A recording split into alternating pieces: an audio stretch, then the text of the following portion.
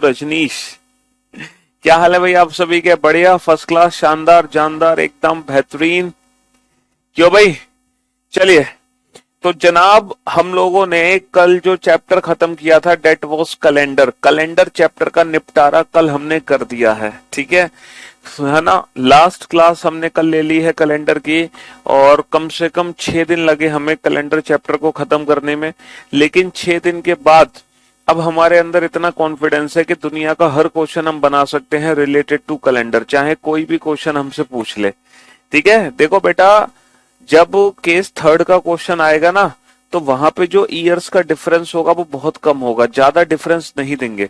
अगर ईयर का ज्यादा डिफरेंस है ना, तो पता है ईयर का ज्यादा डिफरेंस कहाँ होगा? वो स्टैंडर्ड मेथड में होगा। तो स्टैंडर्ड मेथड से हम कर सकते हैं। सर मैंने आपकी यूट्यूब की क्लासेस ले ली और सारे क्वेश्चन सॉल्व कर लिए, दोनों क्लासेस ले ली। बहुत बढ़िया, गुड जॉब। ठीक है, तो आप सभी बच्चों को मेरे YouTube चैनल पर जो कैलेंडर की दोनों क्लासेस हैं वो आप सबको अटेंड करनी है, और हम उम्मीद करते हैं वो आप लोगों ने अटेंड कर ली होंगी इस बच्चे की तरह। चलिए, बहुत अच्छी बात है। तो आज हम नया टॉपिक शुरू करने वाले हैं, और क्योंकि हमने कैलेंडर खत्म किया है तो ऑब्वियस सी बात है कैलेंडर के बाद हमें कौन सा चैप्टर पढ़ना है? भाई कैलेंडर के बाद हमें पढ़ना है घड़ी। भाई अभी कैलेंडर पढ़ा तो अब पढ़ेंगे क्लॉक, क्योंकि कैलेंडर क्लॉक दोनों साथ ही चलते हैं। क्यों भाई? हाँ जी, कैलेंडर क्लॉक। तो जब कैलेंडर पढ़ा है तो क्लॉक को तो पढ़ना बनता ही जरूरी है। ठीक है सर, मेरी मदर आपसे मिलना चाहती हैं, वो मुझे अब की बार सीजीएल में सिलेक्शन होना है। हाँ जी, बिल्कुल। हाँ, आप सिलेक्शन लीजिए और हमसे जरूर आप मिलने आइए। तो कैलेंडर के बाद अब हमें क्लॉक पढ़ना है। अच्छा, क्लॉक की अगर हम बात करें तो कैलेंडर क्लॉक में थोड़ा सा फर्क है दोनों चैप्टर में।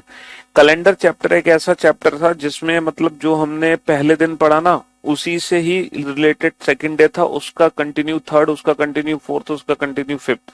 कहने का मतलब है कैलेंडर को, है ना, कैलेंडर जो चैप्टर है वो एकदम सीक्वेंस में है। ठीक है, हाँ जी, जो भी हम पढ़ रहे हैं वो पुराने कंसेप्ट से रिलेटेड है। बट जो क्लॉक चैप्टर है ना वो इंडिविजुअल पार्ट्स में डिवाइड है। ठीक है, क्लॉक चैप्टर इंडिविजुअल पार्ट्स में डिवाइड है।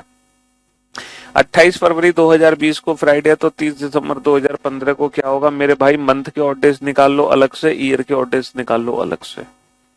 मंथ के ऑड डेज कैसे निकालोगे? फरवरी में बचे हुए दिन, और फरवरी में कितने दिन बचे हैं? 0। यहाँ पे फरवरी 28 की मानोगे, क्योंकि अगर वो लीप ईयर है तो वो 2020 और 15 का डिफरेंस है 5, वहां पे उसको हम as a leap year count, वहां भी उसको काउंट नहीं करेंगे, क्योंकि 15 और 20 जब 29 फरवरी बीच में नहीं आएगी, तो 5 साल का अंदर है बीच में, एक लीप है, 6 और डेज बेटा ईयर के आ जाएंगे। मंथ के जब और डेज निकालोगे तो फरवरी को 28 मान लेना। ठीक है जी।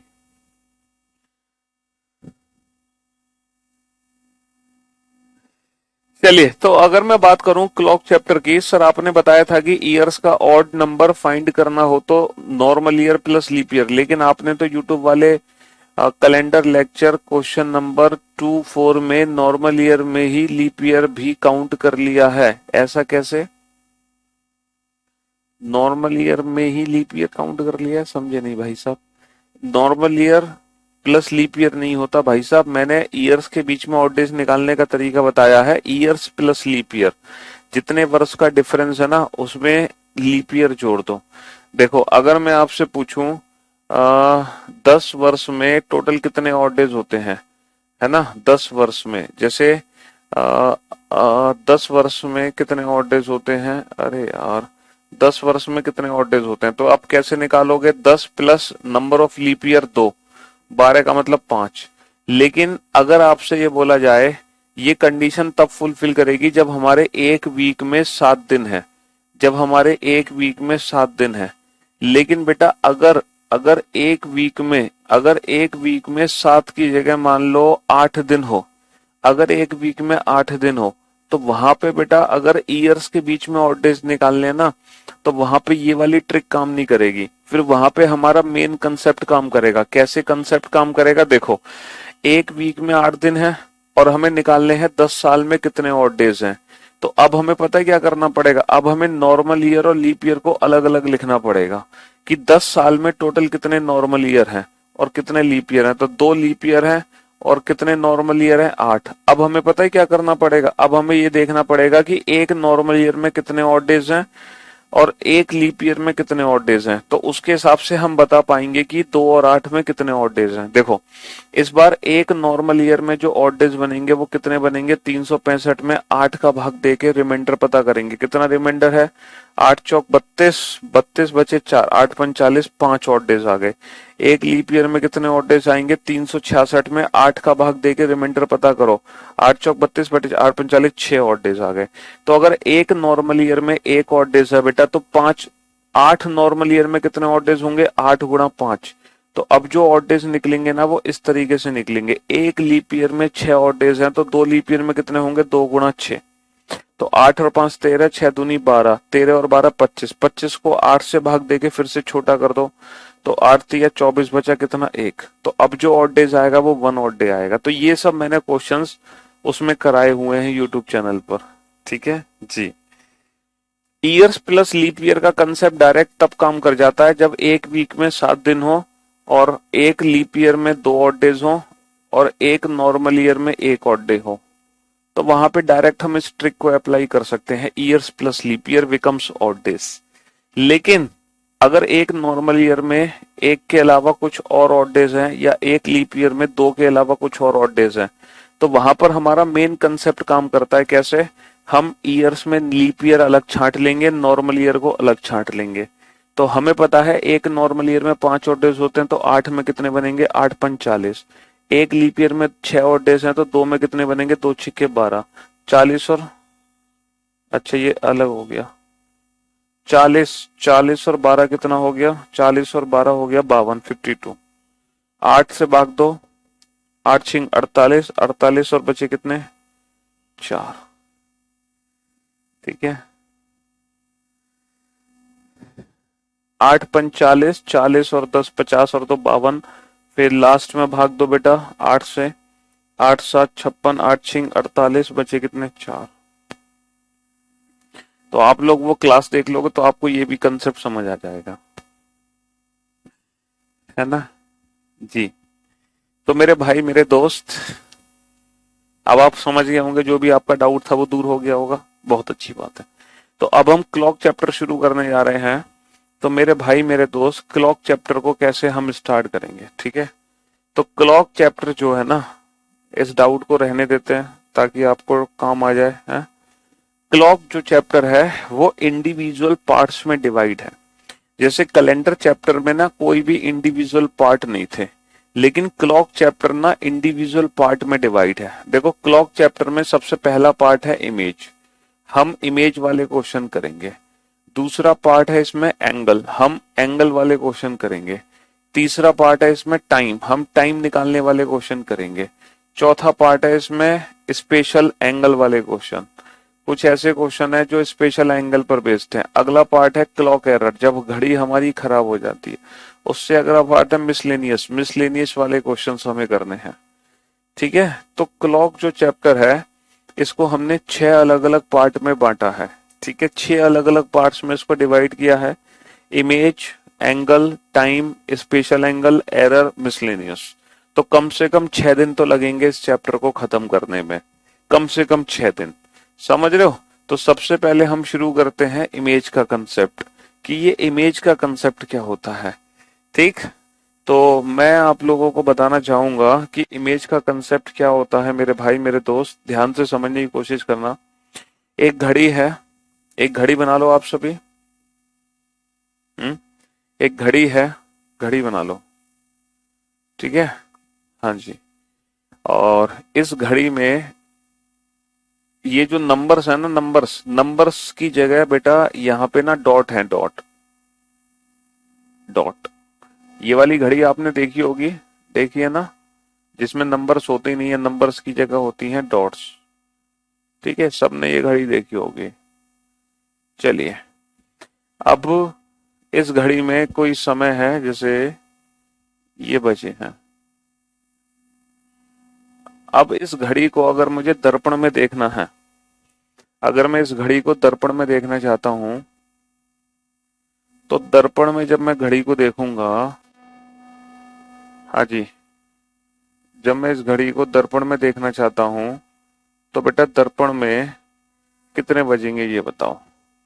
दर्पण में जब इस घड़ी को देखा जाएगा तो दर्पण में हमें क्या समय दिखाई देगा। इसी घड़ी को अगर मैं दर्पण में देखूंगा तो दर्पण में मुझे कितना समय दिखाई देगा। सर बहुत ही आसान प्रश्न है, बहुत ही आसान प्रश्न है? जब इस घड़ी को हम दर्पण में देखेंगे तो हमें क्या दिखाई देगा? क्यों भाई? सर बहुत ही आसान प्रश्न है। घड़ी में अभी कितने बजे हैं? सर घड़ी में 3 बजे हैं। 3 ही तो बज रहे हैं। घड़ी तो देखना सबको आता है। जब आप इस घड़ी को दर्पण में देखोगे तो 100% ये घड़ी कुछ इस तरीके से हमें दिखाई देगी, लाइक दिस। ये घड़ी कुछ इस तरीके से हमें दिखाई देगी। तो दर्पण में जब आप इस घड़ी को देखोगे तो आपको कितना समय दिखाई देगा? आपको दिखाई देगा 9 दिखाई देगा। ठीक है। एग्जैक्टली होता क्या है बेटा दर्पण में, मिरर इमेज में होता क्या है, घड़ी की जो सुइयां है ना वो लेफ्ट राइट आपस में इंटरचेंज हो जाते हैं। लेफ्ट वाला पोर्शन राइट पे, राइट वाला पोर्शन लेफ्ट पे, ये वाली पोजीशंस आपस में चेंज होती हैं। ठीक है। जैसे अगर मैं यहाँ पे नंबर्स लिख दूं, हालांकि नंबर्स तो बेटा होते नहीं है लेकिन मैं नंबर्स लिख देता हूं वैसे ही आप लोग, ताकि समय को अच्छे से, आप लोग नंबर्स पे फोकस मत करना, आप लोग ये सोच लेना नंबर्स की जगह यहाँ पे बिंदु बने हुए हैं। तो मिरर इमेज में क्या होता है, दर्पण में क्या होता है, जैसे मान लो कोई सुई 3 पे है तो 3 वाली सुई बेटा 9 पे दिखेगी, 9 वाली 3 पे, 9 वाली 3 पे, 3 वाली 9 पे। अगर मान लो सुई 2 पर है तो 2 वाली सुई बेटा दर्पण में कहाँ दिखेगी? 10 पर, और 10 वाली सुई दिखेगी 2 पर। 1 वाली सुई दिखेगी 11 पे, 11 वाली दिखेगी 1 पे, 12 वाली 12 पे रहेगी। अच्छा 8 वाली दिखेगी 4 पे, 4 वाली 8 पे, 7 वाली 5 पे, 5 वाली 7 पे, 6 वाली 6 पे रहेगी। इसी रीजन की वजह से मैंने आपसे कहा कि 12 वाली सुई 12 पे रहेगी। इसका मतलब यह है जब घड़ी में 12 बजे होंगे तो दर्पण में भी 12 ही बजे होंगे। अच्छा 1 वाली सुई किस पे रहेगी? 1 वाली सुई, 1 वाली आ जाएगी बेटा 11 पे, 11 वाली 1 पे। यानी कि जब घड़ी में 1 बजे होंगे, जब घड़ी में 1 बजे होंगे तो 1 वाली सुई दिखेगी 11 पे, तो दर्पण में कितना दिखाई देगा? 11 दिखाई देगा। जब घड़ी में 2 बजे होंगे तो दर्पण में कितना दिखेगा? जब घड़ी में 3 बजे होंगे तो दर्पण में कितना दिखेगा? घड़ी में 4 बजे होंगे तो दर्पण में कितना दिखेगा? बताओ जरा। सर जब 2 बजे होंगे तो 2 वाली सुई 10 पे, 10 वाली 2 पे, 3 वाली 9, 9 वाली 3, 4 वाली सुई 8, 8 वाली 4। घड़ी में 5 बजे होंगे तो 5 वाली सुई सर 7, 7 वाली 5। घड़ी में 6 बजे होंगे तो सर 6 वाली सुई 6 पे रहेगी तो 6 का 6 ही दिखेगा। 7 बजे होंगे तो सर 7 वाली दिखेगी 5 पे, 7 का कितना दिखेगा? 5 दिखेगा। 8 बजे होंगे तो 8 का कितना दिखेगा? 8 का दिखेगा 4। 9 बजे होंगे तो 9 का 3 दिखेगा सर। 10 बजे होंगे तो 10 का कितना दिखेगा? 2 दिखेगा। 11 का कितना दिखेगा? 11 का 1 दिखेगा। समझ रहे हो? हाँ जी। लेकिन अगर मैं आपसे पूछूं कि अगर मान लो घड़ी में 8:20 है तो दर्पण में कितना समय दिखाई देगा? 8:20 है तो दर्पण में कितना समय दिखाई देगा? सर अगर घड़ी में 8:20 है तो दर्पण में हमें कितना समय दिखाई देगा?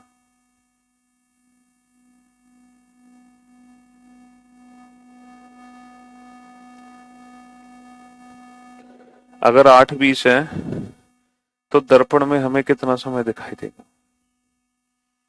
12, 6, 3, 9, 1, 2, 4, 5, 7, 8, 10, 11।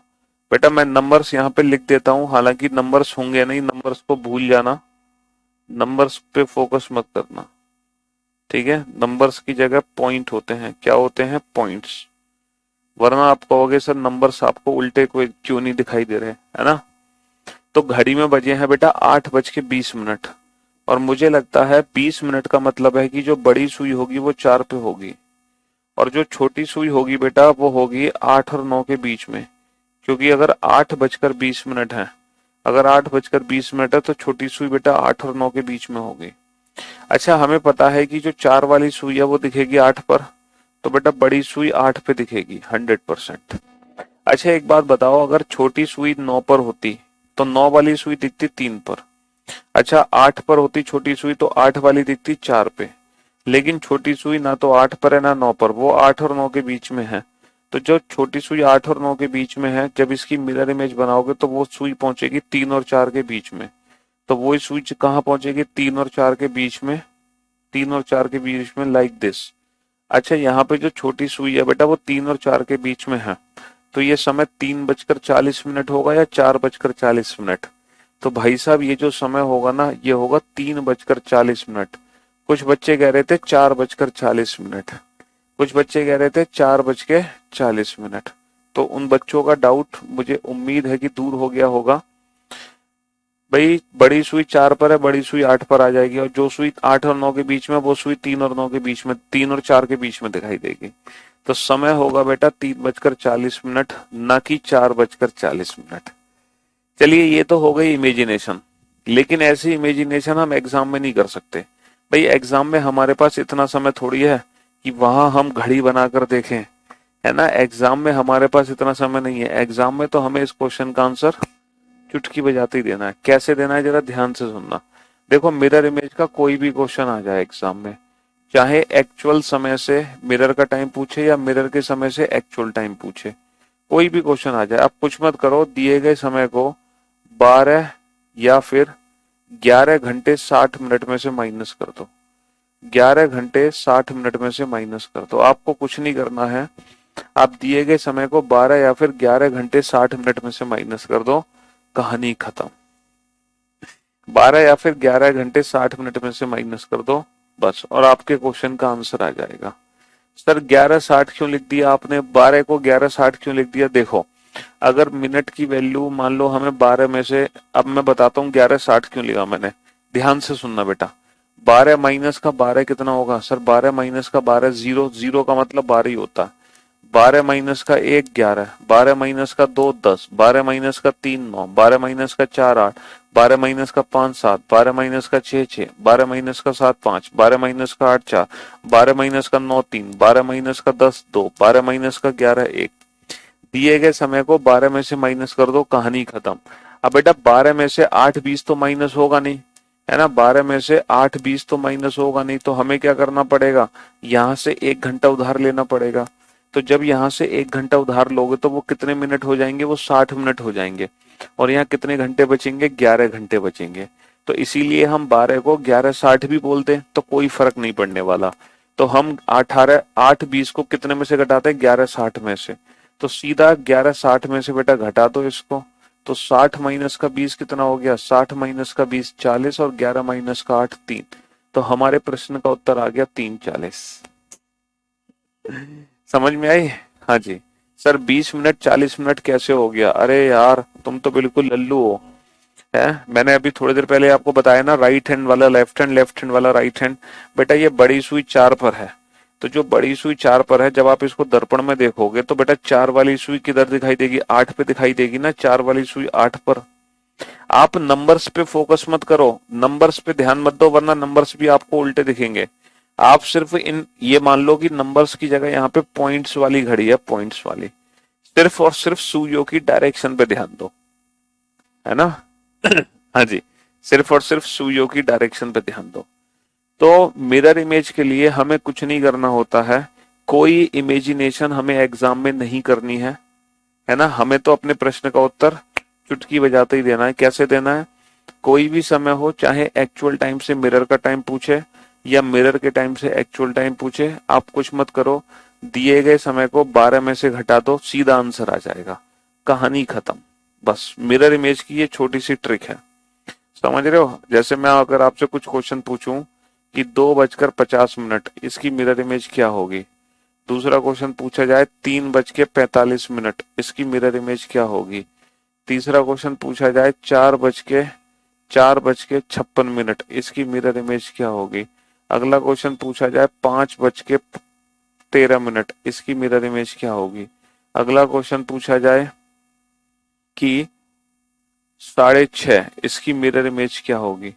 अगला क्वेश्चन पूछा जाए 8:10, इसकी मिरर इमेज क्या होगी। अगला क्वेश्चन अगर पूछा जाए 9:25, इसकी मिरर इमेज क्या होगी। अगला क्वेश्चन अगर आपसे पूछा जाए 10 बज के 35 मिनट, इसकी मिरर इमेज क्या होगी? अगला क्वेश्चन अगर आपसे पूछा जाए 23:30, इसकी मिरर इमेज क्या होगी? 23:30, इसकी मिरर इमेज क्या होगी? अगला क्वेश्चन अगर आपसे पूछा जाए 20:10, इसकी मिरर इमेज क्या होगी? अगला क्वेश्चन अगर आपसे पूछा जाए है 7:46 सही 4/11, इसकी मिरर इमेज क्या होगी? अगला क्वेश्चन पूछा जाए 2:30 सही 1/10, इसकी मिरर इमेज क्या होगी? चलिए, ये सारी मिरर इमेज आप कैलकुलेट करो, वो भी विदाउट पेन एंड पेपर। ना पेन की जरूरत है ना पेपर की जरूरत है ना? सर आप साउथ के हीरो जैसे हो, लास्ट टाइम पे पूरा गेम बदल देते हो ट्रिक बता के। Love you sir.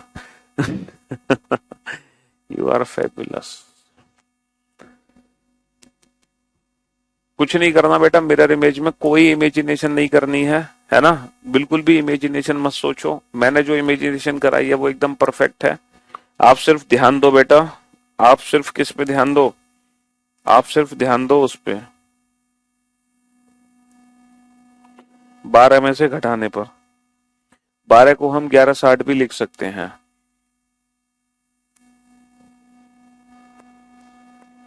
बेटा तुम्हें स्टूडेंट्स के कमेंट थोड़ी दिखाई देंगे, आप सिर्फ अपने पेन पेपर के सॉल्व करने की। बहुत बहुत बधाई हो आपको। चलिए अब आप बोर्ड पे ध्यान से देखना, ध्यान से समझने की कोशिश करना, ठीक है? तो दिए गए समय को 12 या 1160 में से हमें माइनस करना है। अरे बेटा एएम और पीएम से कोई लेना देना। एक भाई साहब कह रहे हैं एएम पीएम का चक्कर क्या है? अरे मुझे एक बात बताओ बेटा, अगर यहाँ पे दिन है तो जब आप उस समय को मिरर में देखोगे तो क्या मिरर में आपको रात दिखाई देती है? अगर यहाँ पे रात है तो क्या मिरर में दिन दिखाई देता है? तो एएम पीएम का कोई चक्कर नहीं है। एएम और पीएम का कोई भी चक्कर नहीं है भाई साहब। एएम पीएम से हमें कोई लेना देना नहीं है, समझे बाबू? हाँ जी। तो बेटा घटाओ, बेटा इसको घटाओ। कितने में से घटाओगे?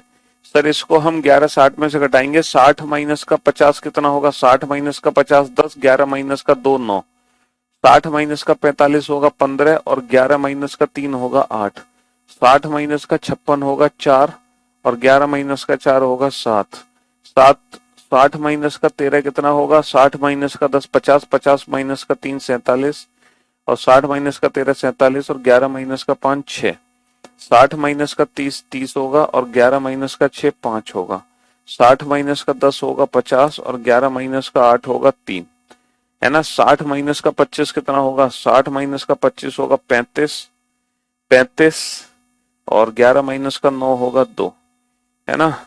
और 60 माइनस का 35 कितना होगा? 25 और 11 माइनस का 10 होगा 1, 11 माइनस का 10 होगा 1। ठीक है, यहां तक किसी भी बच्चे को कोई दिक्कत नहीं होगी। बिना पेन पेपर के आपने आंसर दिया, विदाउट पेन एंड पेपर। ये भी ये भी ये भी ये भी ये भी ये भी ये भी ये भी। अब जरा इस पे आ जाओ बेटा 23:30। देखो 23:30 का मतलब क्या है? 23:30 का मतलब है 23:30 का मतलब है कि 11:30। भाई 23:30 का मतलब है कि 11:30। ये है 11:30।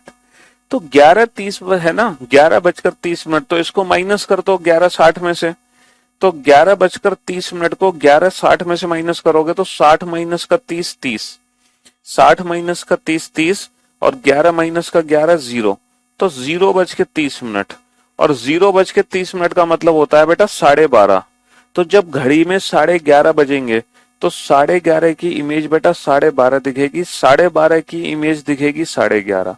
कहने का मतलब है अगर समय बेटा 24 आवर्स की फॉर्म में है तो उस समय को 12 आवर्स की फॉर्म में कन्वर्ट करके हम 11:60 में से माइनस कर सकते हैं। तो 12 आवर्स की फॉर्म में कन्वर्ट कर लो समय को। एक बच्चा कह रहा है सर मैं तो नहीं करूंगा 12 आवर्स की फॉर्म में कन्वर्ट।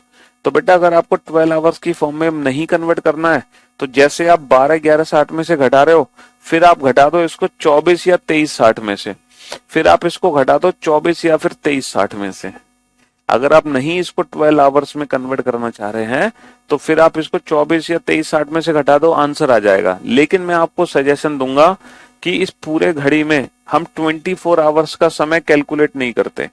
हमें 24 आवर्स से कोई लेना देना नहीं है। हम हर समय को 12 आवर्स में ही कन्वर्ट करेंगे, तभी हम अपने प्रश्न का उत्तर देंगे। समझ रहे हो? बाकी क्योंकि चलो इसमें तो आप 24 में से घटाकर आंसर दे सकते हो, लेकिन जब हम बाकी आगे पढ़ेंगे ना चैप्टर, वहां हम फंस जाएंगे। तो इस रीजन की वजह से हमें 24 का कंसेप्ट यूज ही नहीं करना। ठीक है, चलिए साहब। तो ये भी बिना पेन पेपर के क्वेश्चंस हो गया। अच्छा, इसको घटाओ बेटा 11 60 में से, तो 60 माइनस का 10 कितना होगा? 60 माइनस का 10 होगा 50। अच्छा, 60 माइनस का 10 होगा 50, और ये 11 में से कितना घटाएं? 20। 20 का मतलब होता है घड़ी में 8। भैया 12 से कितना ज्यादा है? सर 12 और 8 20, 12 से 8 ज्यादा है, तो 20 का मतलब होता है 8। तो 11 में से 20 नहीं घटाना, 8 घटाना है। 11 माइनस का 8 कितना होगा? 3। अब आप सोच रहे होंगे कि सर इस क्वेश्चन को सॉल्व करके दिखाओ बिना पेन पेपर के। चलो, आपने क्वेश्चन नंबर 9 10 भी सॉल्व कर दिए बिना पेन पेपर के। सर इन दोनों को सॉल्व करके दिखाओ तो माने। अरे तो इन दोनों को भी सॉल्व कर देंगे, उसमें क्या दिक्कत है? देखो कैसे करेंगे। हमें 11 60 में से घटाना है ना। 11 माइनस का 7 कितना होगा? 11 माइनस का 7 होगा 4। 11 माइनस का 7 होगा 4, है ना। 4 बचकर, अच्छा 60 में से ये घटाओ। अब आप मेरी बात ध्यान से सुनना, 60 में से इसको बिना पेन पेपर के कैसे घटाओगे? 60 में से इसको बिना पेन पेपर के कैसे घटाओगे मेरे भाई मेरे दोस्त? हम इसको तोड़ सकते हैं। कैसे तोड़ सकते हैं? 59 प्लस 1 में। तो 59 में से तो हम इसको घटाएंगे, और 1 में से हम इसको घटाएंगे, क्योंकि ये वैल्यू बेटा 1 में से माइनस होगी, ये वैल्यू 59 में से माइनस होगी। अच्छा मुझे एक बात बताओ, 1 में से माइनस करना है इसको, तो आप एक काम करो, मैं इसको ऐसे भी तो बोल सकता हूं कि मैं इसमें कितना जोड़ूं कि ये वैल्यू 1 बन जाए। भाई मैं आपसे पूछूं 1 में से माइनस का 4/11 घटा दो तो वैल्यू क्या होगी? या फिर मैं ऐसा भी तो पूछ सकता हूं आपसे कि 4/11 में क्या जोड़ें? क्या जोड़ें? 4/11 में क्या जोड़ें कि 1 बन जाए? 4/11 में क्या जोड़ें कि 1 बन जाए? तो बेटा 4/11 में क्या जोड़ो कि 1 बन जाए? तो ऊपर भी 11 कर दो ताकि 11 से 11 कट जाए। तो 4 में कितना जोड़ें कि 11 बन जाए? 7 जोड़ दो, यानी कि 4/11 में 7/11 जोड़ दो। तो बेटा ये वैल्यू 100% 7/11 आएगी। ये वैल्यू बन गई बेटा 1। अच्छा इसको कितना बनाना है? इसको बनाना है 59, तभी तो 59 और 1 बनेगा टोटल 60। तो इसको 59 बनाना, तो इसमें कितना जोड़ूं कि 59 बन जाए? सर इसमें 13 जोड़ दो, इसमें 13 जोड़ दो। 46 और 13 59, तो ये हो गया 13 जोड़ के 59 हो गया, और इसको 1 बनाना है तो इसमें कितना जोड़ना है? 7। तो ये हो गया 7/11। हमने ना पेन यूज किया ना पेपर यूज किया, और हमने मिक्स्ड फ्रैक्शन को भी डायरेक्ट सॉल्व कर लिया। मिक्स फ्रैक्शन को भी देखो, इसको बना दो 50, ये वैल्यू हमें 60 में से घटानी है, तो इसको 59 बना दो, इसको 1 बना दो, बस कहानी खत्म। अच्छा 11 माइनस का 2 कितना होगा? 9। 11 माइनस का 2 9। अच्छा इसको 60 में से घटाना है, तो इसको 59 बना दो।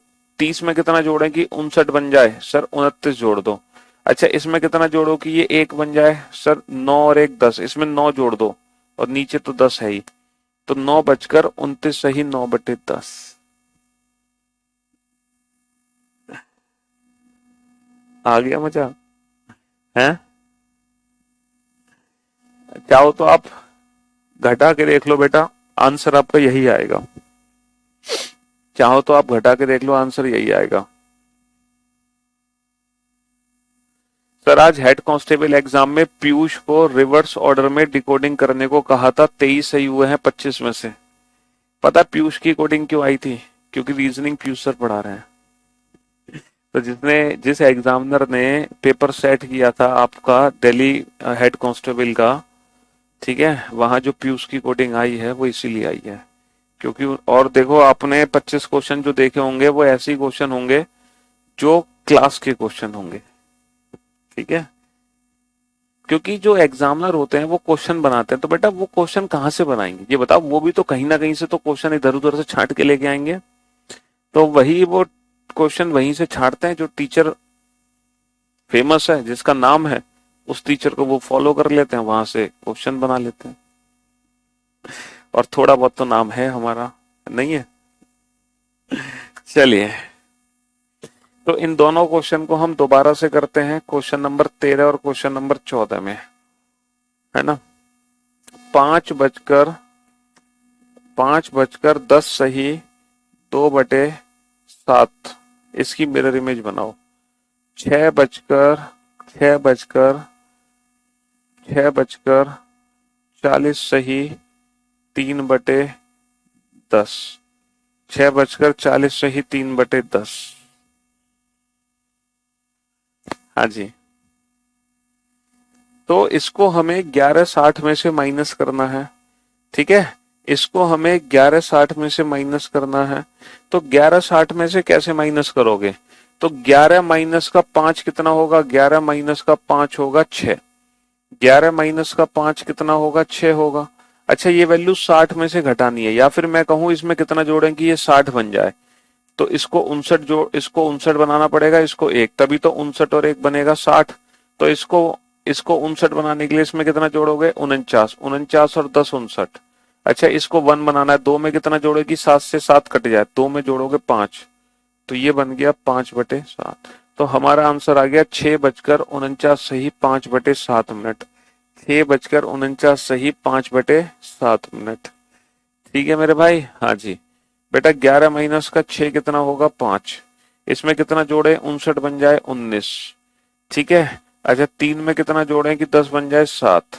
तो ये आ गया 5 बजकर 19 सही 7/10 मिनट। 5 बजकर 19 सही 7/10 मिनट। 5 बजकर 19 सही 7/10 मिनट। Got it? चलिए साहब, तो मिरर इमेज में अब आपको कोई भी डाउट नहीं है। मिरर इमेज के क्वेश्चन आप परफेक्टली सॉल्व कर सकते हैं। चाहे कोई भी समय दिया हो, आप उस समय की मिरर इमेज बना सकते हैं, वो भी चुटकी बजाते। तो जैसे आपने मिरर इमेज चुटकी बजाते बनाना सीखा, अब हम वाटर इमेज सीखेंगे। देखो, पहले हमने मिरर इमेज का कंसेप्ट सीखा था। कंसेप्ट हमने ये डायरेक्ट ट्रिक नहीं सीखी, ट्रिक सीखी है बाद में। पहले हमने कंसेप्ट सीखा था। कंसेप्ट सीखने के बाद फिर मैंने आपको ट्रिक सिखा दी। ठीक है, ऐसे ही अब हम वाटर इमेज पे चलते हैं। देखो, वाटर इमेज में क्या होगा, जैसे मिरर इमेज में क्या हो रहा था? मिरर इमेज में क्या हो रहा था? मिरर इमेज में था कि हम घड़ी को वर्टिकल बीच में से कट करते थे, है ना। वाटर इमेज में क्या होगा? वाटर इमेज में घड़ी को हम हॉरिजॉन्टल बीच में से कट करेंगे। घड़ी को हम हॉरिजॉन्टल बीच में से कट करेंगे। नंबर्स पे फोकस मत कर। घड़ी को तो जो सुई 3 और 9 से जितना ऊपर है, वो सुई 3 और 9 से उतना ही नीचे दिखाई देगी। वो सुई 3 और 9 से उतना ही नीचे दिखाई देगी। जैसे 2 ऊपर तो 4, 1 वाली 5, 12 वाली 6, 11 वाली 7, 10 वाली 8, 9 वाली 9, 3 वाली 3। ठीक है। हाँ जी, 9 वाली 9, 3 वाली 3। अब यही कंसेप्ट हम यूज करते हैं बेटा। एक घड़ी है जिसमें मैं एक समय आपको बना के दे रहा हूं। एक घड़ी में समय मैं आपको बना के दे रहा हूं। ठीक है। और ये घड़ी पॉइंट वाली है, तो आपको खुद समझना पड़ेगा कि घड़ी में कितने बज रहे हैं एग्जैक्टली। ठीक है जी। हाँ,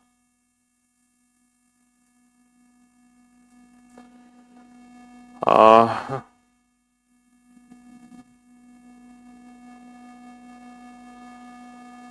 आप खुद समझ लो घड़ी में कितने बज रहे हैं। मुझे तो बस आप एक काम करो, इसकी हॉरिजॉन्टल इमेज बना दो। देखो, वाटर इमेज का मतलब होता है हॉरिजॉन्टल इमेज। वाटर इमेज का मतलब क्या होता है? वाटर इमेज का मतलब होता है हॉरिजॉन्टल इमेज।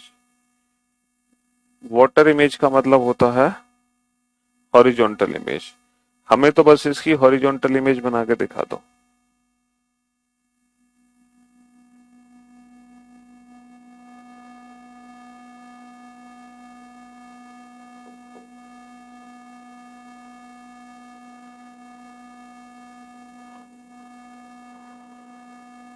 हाँ जी, पहले ये बताओ घड़ी में कितने बजे हैं? ये जो घड़ी में बज रहे हैं, ये कितने बज रहे हैं? कम से कम समय देखना आपको आता है कि नहीं आता? सर, ये बज रहे हैं 8:20। 8:20 है ना। हाँ जी। अब आप ये बताओ 8:20 की वाटर इमेज यानी कि हॉरिजॉन्टल इमेज क्या बनेगी? जब घड़ी को आप देखोगे कहाँ? पानी में, तो आपको कितना समय दिखाई देगा?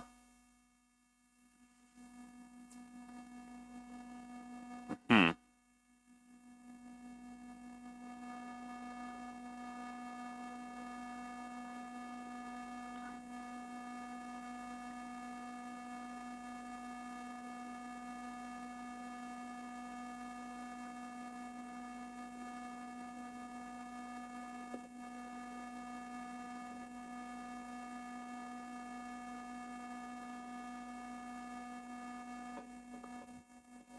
बनाओ।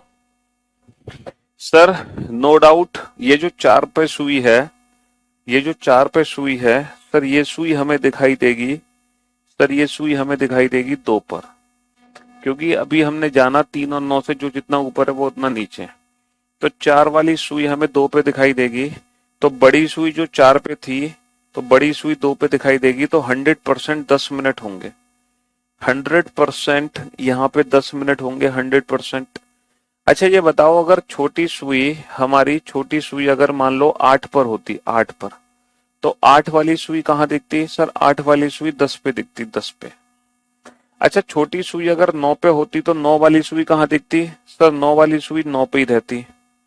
लेकिन छोटी सुई बेटा ना तो 8 पर है ना 9 पर है, वो तो 8 और 9 के बीच में है। तो जो सुई 8 और 9 के बीच में है वो हमें कहाँ दिखेगी? वो सुई दिखेगी 9 और 10 के बीच में। वो सुई हमें दिखेगी बेटा 9 और 10 के बीच में। जो सुई 8 और 9 के बीच में है वो हमें 9 और 10 के बीच में दिखेगी। समझ रहे हो? वो सुई हमें 9 और 10 के, ये मैंने यहाँ साइड में लिख दी है ताकि कोई कंफ्यूजन ना हो आपको टाइम आइडेंटिफाई करने में। हाँ जी, तो जो सुई 8 और 9 के बीच में है वो सुई हमें 9 और 10 के बीच में दिखेगी। और जब छोटी सुई बेटा 9 और 10 के बीच में होती है, जब छोटी सुई 9 और 10 के बीच में होती है तो समय क्या होता है सर? जब छोटी सुई 9 और 10 के बीच में होती है तो समय होता है 9:10। जब छोटी सुई 9 और 10 के बीच में होती है तो समय होता है 9:10। लेकिन बेटा वेट करो, ये सुई 8 के पास है या 9 के पास? सर 8:20 पे ये सुई 8 के नजदीक है, इसका मतलब फिगर में ये सुई 10 के नजदीक पहुंचेगी। और जब वाकई में बेटा छोटी सुई 10 के नजदीक होगी, जब छोटी सुई हमारी 10 के नजदीक होगी, तो ये जो समय है बेटा, ये क्या वाकई में 9:10 है? क्योंकि जब छोटी सुई बेटा 9-10 के नजदीक होती है तो वो 9-10 नहीं हो सकता। 9-10 पे तो छोटी सुई 9 के नजदीक होनी चाहिए। तो सर ये समय क्या है सर? ये तो 10:10 लग रहा है।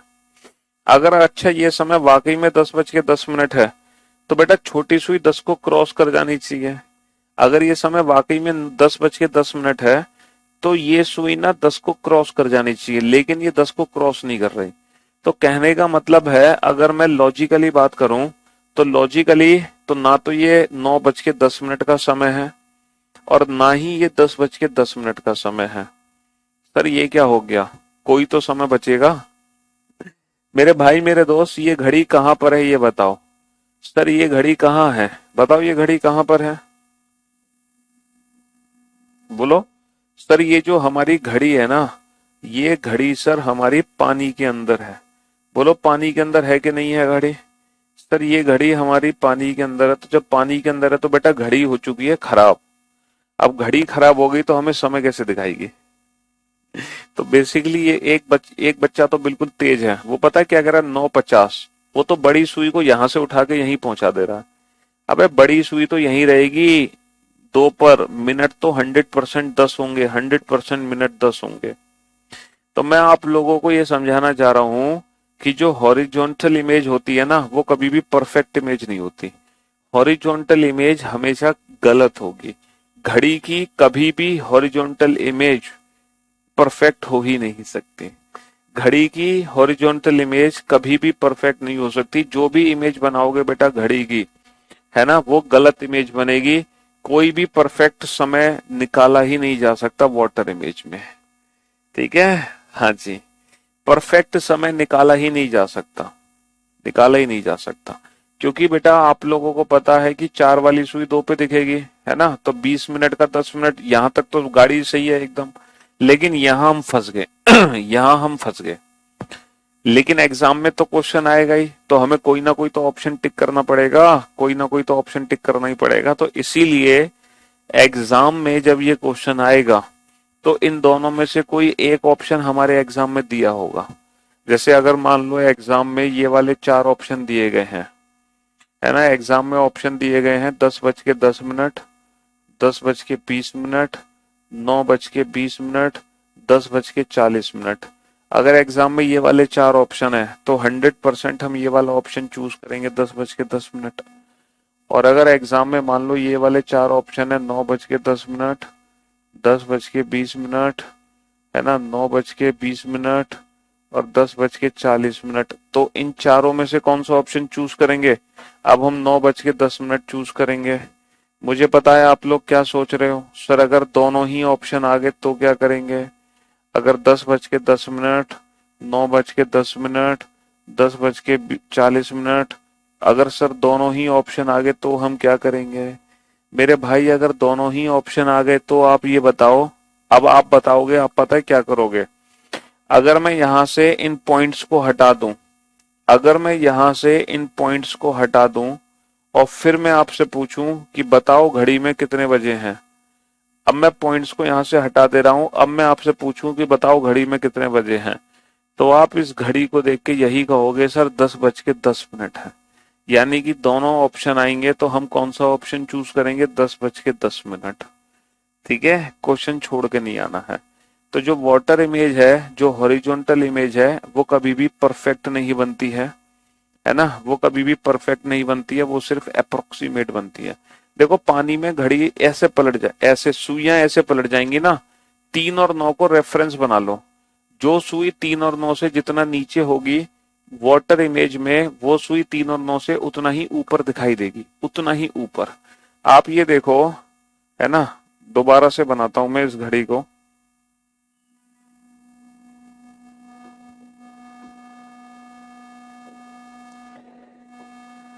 12, 6, 3, 9, 1, 2, 4, 5, 7, 8, 10, 11। देखो 3 और 9 से जो सुई तीन, और ये 3 से कितने खाने नीचे? एक खाने नीचे है, तो ये एक खाने ही ऊपर दिखाई देगी। तो जो 4 वाली सुई है वो हमें 2 पे दिखाई देगी, 2 पे। तो मिनट होंगे बेटा ये 2 पे दिखाई देगी 4 वाली सुई।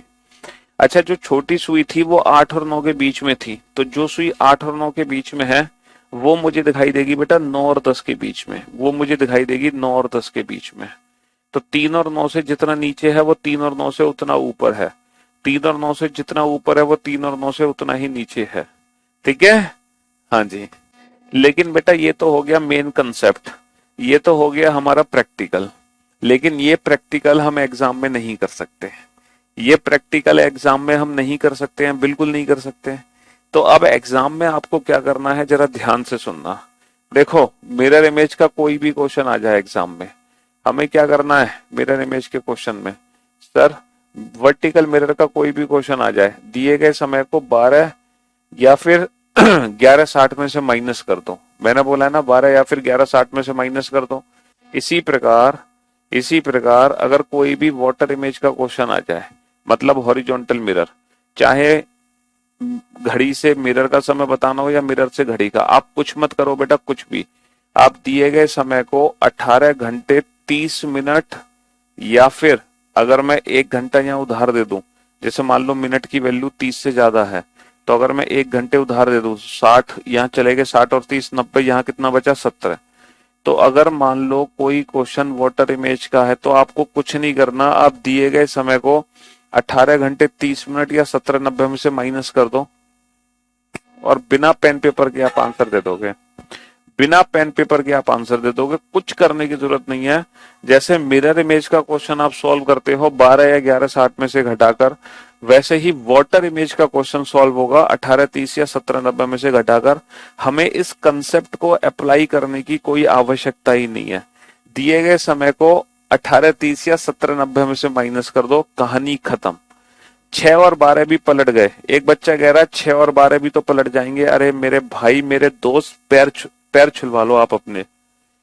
जब हम बोलते हैं तो कान में रुई लगा लेते हो, सुनाई नहीं देता आपको? मैं इतनी, जब मैंने इमेज शुरू किया है तो मैं आपको बार बार कह रहा हूं कि यहाँ पे नंबर्स को फोकस मत करो, नंबर्स को फोकस मत करो, यहाँ पे पॉइंट्स को देखो। पॉइंट्स, ये जो घड़ी होती है ना, ये पॉइंट वाली होती है, नंबर वाली नहीं है। नंबर वाली घड़ी होगी तो तुम खुद कंफ्यूज हो रहे होगे। इसलिए ये जो घड़ी होती है ये पॉइंट्स वाली घड़ी होती है, पॉइंट्स वाली। नंबर तो बेटा, मैं, अब तुमने ये नहीं सोचा कि यहाँ पे 12 तो सर आपने उल्टा लिखा नहीं। 12 मैंने इसलिए उल्टा नहीं लिखा क्योंकि हमें 12 पे फोकस नहीं करना, हमें पॉइंट पे फोकस करना है। 12 तो मैंने इसलिए लिख दिया ताकि आपको समय देखने में आसानी हो, आप समय को अच्छे से पहचान सके। ठीक है, हाँ जी, इसलिए मैंने 12 लिख दिया। लेकिन आप नंबर्स पे ध्यान मत दो कि वो लिखा क्या है, उस जगह पे ध्यान दो कि वो जगह 12 की है। ठीक है, तो दिए गए समय को 18:30 या 17:90 में से घटा दो। अच्छा, इसी वाले क्वेश्चन को कर लेते हैं हम। हमारा ये क्वेश्चन है ना कि अगर घड़ी में 8:20 है और इसकी अगर मुझे हॉरिजॉन्टल इमेज देखनी है तो कैसे दिखाई देगी। तो बेटा मैंने ट्रिक क्या बताई है, दिए गए समय को 18 घंटे 30 मिनट में से माइनस कर दो। तो 18 घंटे 30 में से माइनस कर दो बेटा, तो 30 माइनस का 20 10, 18 माइनस का 8 10। तो हमारे प्रश्न का उत्तर आ गया 10 10। अब आप ये सोच रहे होंगे सर आपके फॉर्मूले से तो एक ही आंसर आया है, आपके फॉर्मूले से तो एक ही आंसर आया है, जबकि सर यहाँ पे तो दो आंसर थे। मान लो सर आपके फॉर्मूले से जो ऑप्शन है वो ऑप्शन दे नहीं रखा, तो हम दूसरा आंसर कैसे निकालेंगे। तो बेटा जो दूसरा आंसर है उसका पहले आंसर से कोई लेना देना है, बिल्कुल लेना देना है। जो सेकंड आंसर है बेटा वो 1 आवर लेस है, जो सेकंड आंसर है वो पहले आंसर से 1 आवर लेस है। इसका मतलब ये है फॉर्मूले से घटाकर जो ऑप्शन आया है सबसे पहले तो हमें इसी ऑप्शन को चूज करना है। ठीक है, अगर ये ऑप्शन नहीं दे रखा तब हम इसमें 1 आवर लेस कर देंगे, तब हम इसमें 1 घंटा कम कर देंगे, फिर हम सोचेंगे कि 9:10 ऑप्शन है कि नहीं है। अगर मान लो ये भी ऑप्शन नहीं दे रखा फिर हम इसमें 1 आवर ऐड कर देंगे, हालांकि ये ऑप्शन हमें मिल जाएगा, तो हम आंसर दे देंगे 11:10। कुल मिलाकर हमें एग्जाम में आंसर दे के ही आना है। ठीक है, तो वाटर इमेज के लिए कुछ नहीं करना है, सीधा दिए गए समय को 18 घंटे 30 मिनट में से माइनस कर दो, काम खत्म। और आपका सीधा आंसर निकल आएगा वाटर इमेज का। अब आप दिमाग मत लगाओ बेटा, वरना आपके घुटने दर्द करने लगेंगे, आपके नी पेन हो जाएंगे। ठीक है, इसीलिए आप दिमाग का इस्तेमाल ना करें, हमारी आपसे गुजारिश है। घड़ी में हो रहे हैं बेटा 2 बज के कितने, 2 बज के 50 मिनट। बताओ इसकी वाटर इमेज क्या होगी। घड़ी में बजे हैं बेटा 3:20, इसकी वाटर इमेज क्या होगी। घड़ी में हो रहे हैं 1:40, इसकी वाटर इमेज क्या होगी। घड़ी में हो रहे हैं 4:50, इसकी वाटर इमेज क्या होगी। घड़ी में बजे हैं बेटा 10:10, इसकी वाटर इमेज क्या होगी। घड़ी में बजे हैं 11:30, इसकी वाटर इमेज क्या होगी। घड़ी में बजे हैं 6:30, इसकी वाटर इमेज क्या होगी। घड़ी में बजे हैं 12:30, इसकी वाटर इमेज क्या होगी। घड़ी में बजे हैं पूरे 12, इसकी वाटर इमेज क्या होगी। घड़ी में बजे हैं पूरे 6, इसकी वाटर इमेज की 18 चेंज हो रहे हैं ना, हो है 18, इनका टोटल सम कितना है 18, इसीलिए 18 में से घटाना है घंटे, है ना। और मिनट, मिनट का टोटल सम कितना होता है बेटा, 2 वाली सुई 4 पे, 4 वाली 2 पे, तो 10 का 20, 20 का 10, तो मिनट का टोटल सम कितना है 30। मिनट का टोटल सम कितना है 30, तो मिनट का टोटल सम 30 है, घंटे का टोटल सम 18 है, इसीलिए 18 30 में से घटा रहे हैं। अब खुश। चलिए, नंबरिंग रॉन्ग है तो रॉन्ग रहने दो, नंबरिंग का क्या करना तुम्हें, तुम आंसर दो। 1 2 3 नंबर गायब है तो कोई बात नहीं, गायब हो जाने दो उसको।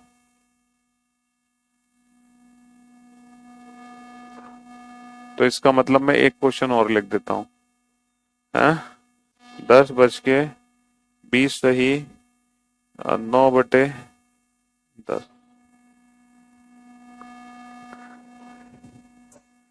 चलिए,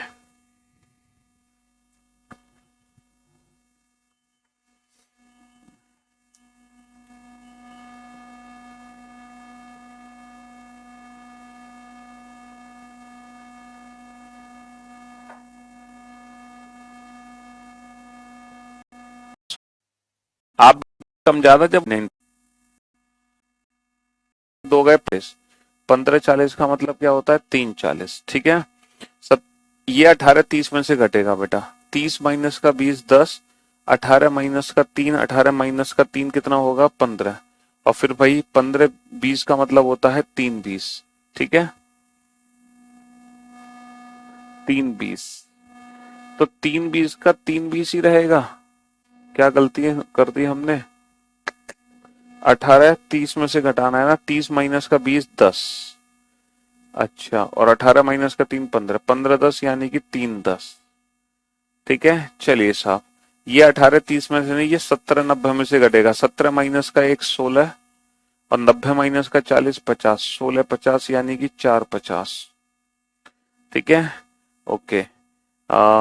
ये 18 30 में से नहीं, ये भी 17 90, 17 माइनस का 4, 17 माइनस का 4 13, 90 माइनस का 50 40, 13 40 यानी कि 1 40। ठीक है, ये 18 30 में से घटेगा, 18 माइनस का 10 8, 30 माइनस का 10 20। ये 18 30 में से घटेगा, 18 माइनस का 11 7, 18 माइनस का 11 7, 30 माइनस का 30 0। ठीक है, ये 18 30 में से घटेगा, 18 माइनस का 6 12, 18 माइनस का 6 12, 30 माइनस का 30 0, 30 माइनस का 30 0। फर्स्ट वाला रॉन्ग कैसे है? 17 माइनस का 2 15, 90 माइनस का 50 40। कहाँ रॉन्ग है भाई? चलिए नेक्स्ट, 18 30 में से घटेगा बेटा, 18 माइनस का 12 6, 30 माइनस का 30 0। ठीक है, 18 30 में से घटेगा, 18 माइनस का 12 6, 30 माइनस का 0 30। 18 30 में से घटेगा, 18 माइनस का 6 12 और 30 माइनस का 0 30। ठीक है, इसका 10 कितना होगा? 1 16। 90 माइनस, अबे 18 नहीं यूज कर, नेट की वैल्यू 30 से ज्यादा है तो हम इसमें से घटाएंगे, वरना ऊपर से घटाएंगे। यार ये तो कॉमन सेंस है, इसमें क्या पूछना। चलिए अब इसको घटा देंगे बेटा 18 30 में से। अब 23 15 का मतलब होता है 11 15, तो 18 माइनस का 11 7, 18 माइनस का 11 7, 30 माइनस का 15 15, 30 माइनस का 15 15। 22 20 का मतलब होता है बेटा आवर्स का समय लेना है, 10 8 कितना होगा 10 दो, और इसको 1 बना दो। इसमें कितना जोड़े? 89 बन जाए, 89 बन जाए 43, और इसको इसमें से 18 9 जोड़ दो 6। जो क्लॉक में 6 कंसेप्ट हैं, 6 में से एक कंसेप्ट हमने पढ़ लिया बेटा बहुत अच्छे से, है ना। अब हमें कोई भी समय दे दो, हम उसकी मिरर इमेज बना सकते हैं और हम उसकी वाटर इमेज में डिवाइड है। कैलेंडर सिंगल चैप्टर था बट ये इंडिविजुअल पार्ट्स में है, तो एक पार्ट हमने कंप्लीट कर लिया, बाकी के पार्ट्स ऐसे ही रेगुलर बेसिस पे हम पढ़ेंगे। तो कल हम पढ़ेंगे एंगल वाला पार्ट। ठीक है, ये यहां से कंप्लीट मैथ्स है बेटा, ये पेपर हुआ करता था। रीजनिंग खुद सारा का सारा पोर्शन है, ये हम कल पढ़ेंगे अब। ठीक है, चलिए थैंक यू सो मच, शुक्रिया, thanks a lot, good bye, love you all, take care, धन्यवाद, टाटा बाय बाय, और आज की सेवा बस यहीं तक।